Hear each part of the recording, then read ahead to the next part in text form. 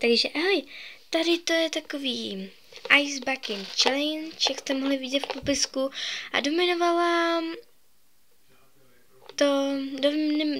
mě jedna moje kamarádka.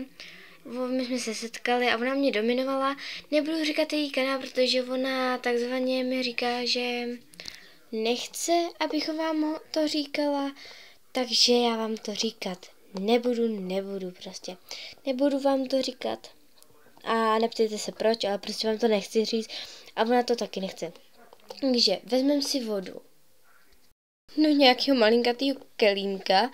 Mám v takový malým.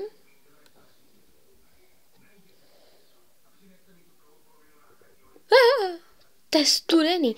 Mě celkově zima a ještě musím si nalít na sebe nějakou ještě víc studenou vodu. A jsem si kvůli tomu musela sundat tady gumičky. Já se na to netěším. Takže vezmeme si to a krásně si to na sebe nalijeme.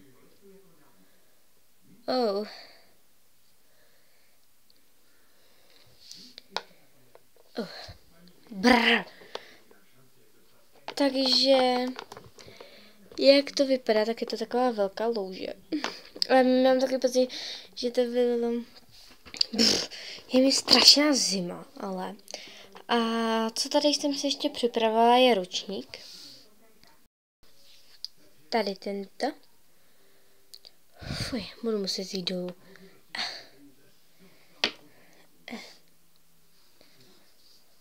Brr, to je zima.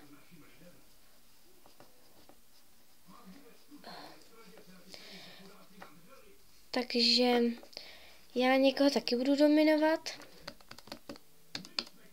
Jejda. A bude to LPS Ada. Jo, LPS Ada. Bude to LPS Cat.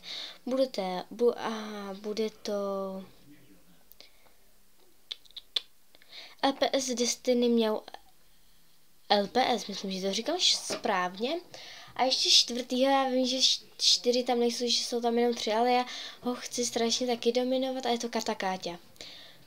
Nebo, ne?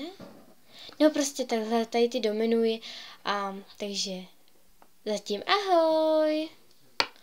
Hop. Au.